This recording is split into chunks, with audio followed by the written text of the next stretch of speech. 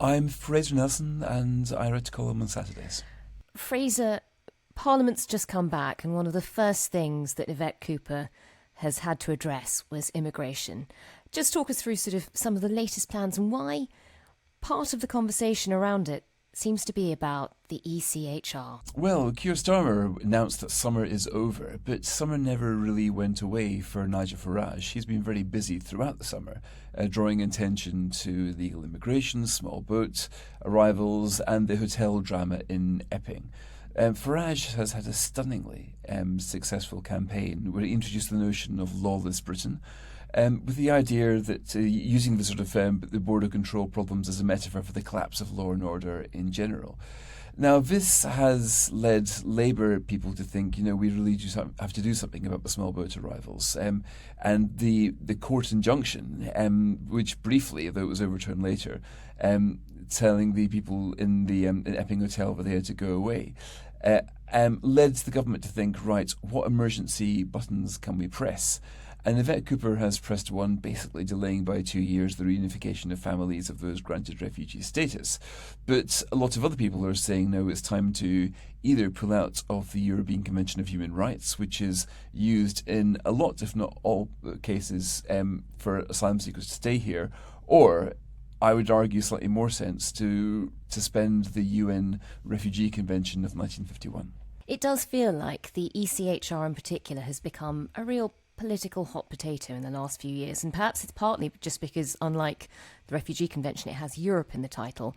But just talk us through where Reform and Nigel Farage stand on the idea of the ECHR. Well, Reform is promising basically a whole political reset, nothing short of a revolution, pulling out of the ECHR, the Refugee Convention, and much else besides. Mind you, he's also proposing to break from cabinets, the idea of parliamentary democracy, by having an entirely appointed cabinet and things. So Nigel Farage is promising radical solutions all round. But pulling out of the ECHR has got a lot more purchase amongst Conservatives. I mean, during the Tory leadership campaign, Robert Jenrick campaigned saying he wanted to pull out of ECHR, and Kemi Badenoch said, no, that's not necessary to do what we have to do. But a lot of Tories have come to see it as Brexit Mark II, that after pulling out of the EU, we now pull out of the ECHR. So it's taken this totemic rhetorical significance, and a lot of people talking in terms as if you were to get out of it, then the asylum problem would be fixed. Now, I argued in my last column that we can, if we want, pull out of it. Parliament could do anything it wants.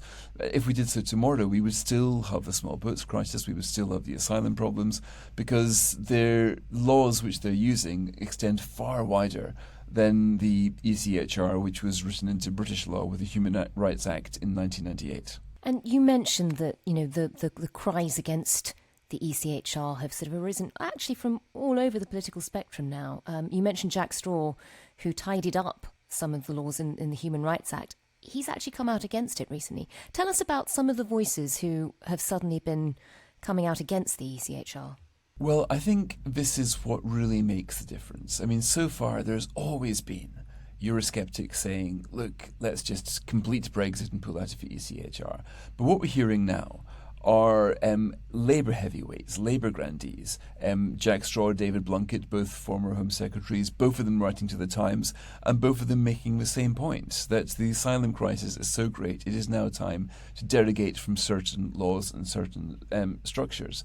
Jack Straw was basically saying that he thinks his Human Rights Act is enough to guarantee human rights in Britain. He thinks we can remove the clause obliging judges to look at what's happening in Strasbourg. Lord Blunkett is saying that we could derogate from certain clauses to try to get the asylum crisis down. But I'm more taken by Lord Ken MacDonald. Now, he was Keir Starmer's predecessor as Director of Public Prosecutions. He went into the Lords as Lib Dem, so again, hardly a right-winger. Now, I spoke to him last week, and he said, look, the ECHR is just a red herring. It doesn't do what people think it does. The real law or treaty to reform is the UN Convention, which obliges Britain to basically give support or sanctuary to anybody who turns up with a well-founded fear of persecution. That's the phrase. Now, there's nothing wrong in the sentiment there. It was perfectly doable for the first 50, 60 years. The problem is now so many more people are on the move. There's something like 170 million refugees, according to the UN figures.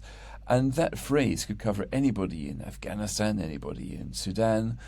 And when they are able to actually make the journey, and you see a massive people smuggling industry which is coming on using the 1951 UN Charter as its basically legal modus operandi. So I have reluctantly come to the conclusion that it is time to pull out of that convention, because like a lot of laws, it has started to sponsor the sort of evil it was set up to eradicate.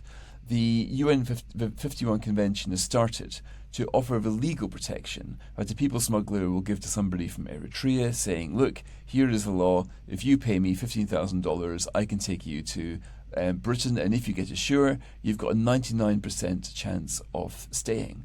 Now, they are quite right to make that offer. I think the people leaving and fleeing Sudan and Eritrea are logically quite correct in taking up the people trafficking there. But what we're seeing now is the people traffickers taking over the UK asylum process.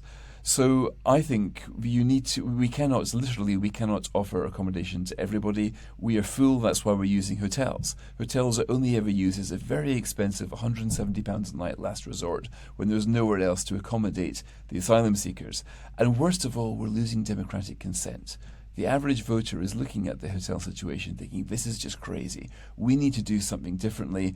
And if Keir Starmer won't, we're going to look to a party like Nigel Farage who will.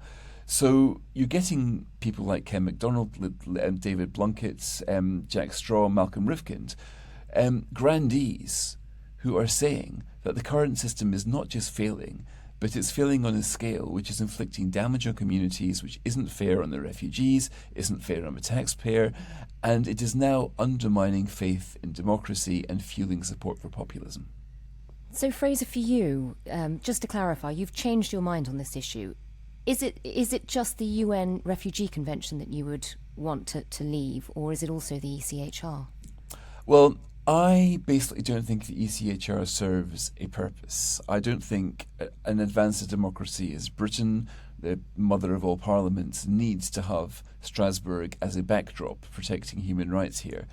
But that said, I don't think any purpose would be served by pulling out of it. I think it's a bit like political Jenga, that when you pull out a certain block, other things might collapse that you don't quite realise. The Good Friday Agreement is underwritten by ECHR, as are lots of other things.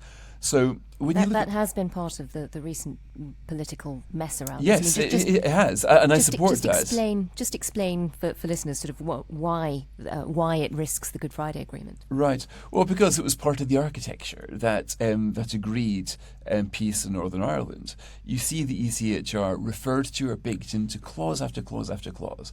So if you were to take it away, you would have to do a lot of extensive surgery to put something approximating it back in. But my problem is that if you look at the countries getting it right, Sweden, for example, has got net zero migration. Now, they've achieved that while being members of the EU, let alone the ECHR.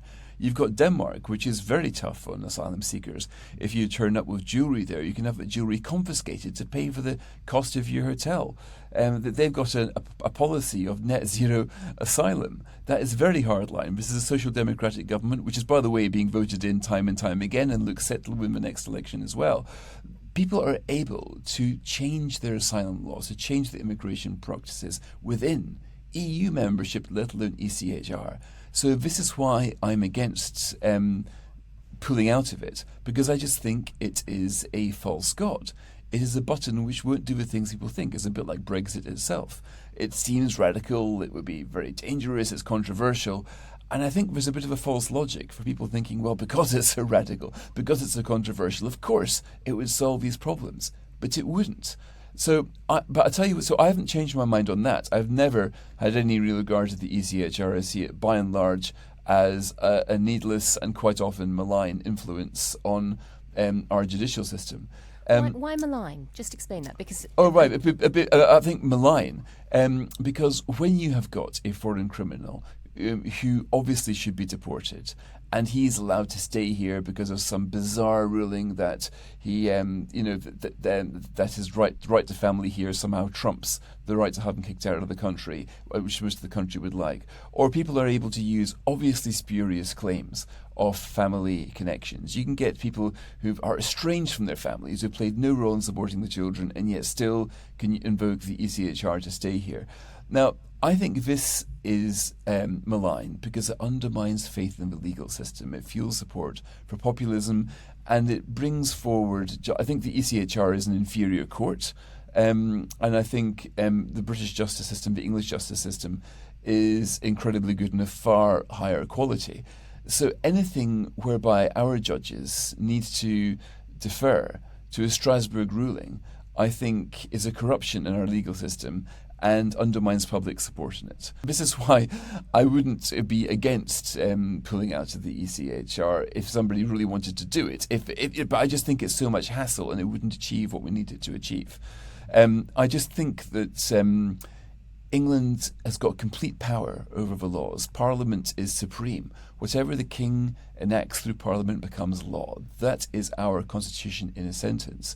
So we can do all of these things without necessarily pulling out of the Convention of Human Rights. But what I've changed my mind on is the migration, is the Refugee Convention.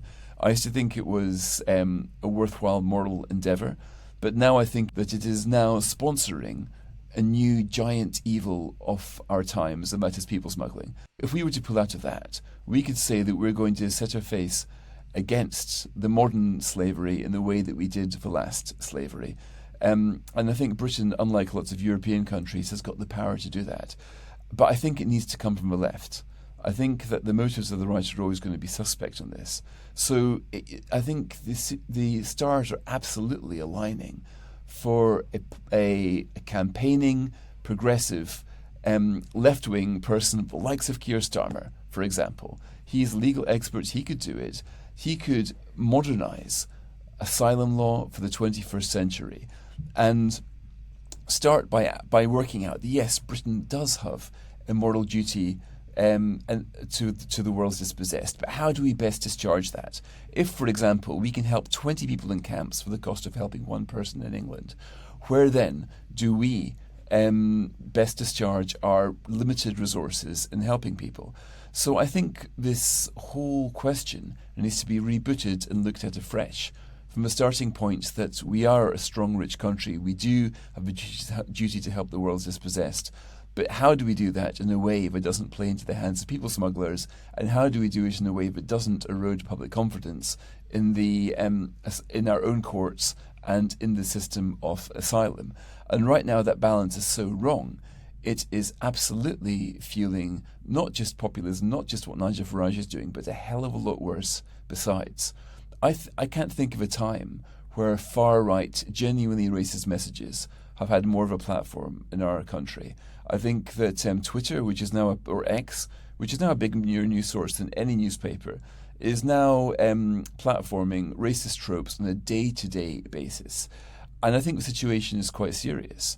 So there's an expression which you hear in America: if liberals won't control borders, then fascists will. Now, I would slightly rephrase it. I would say that if centrists don't reform borders, then populists will. And I think that is the choice Britain's facing right now.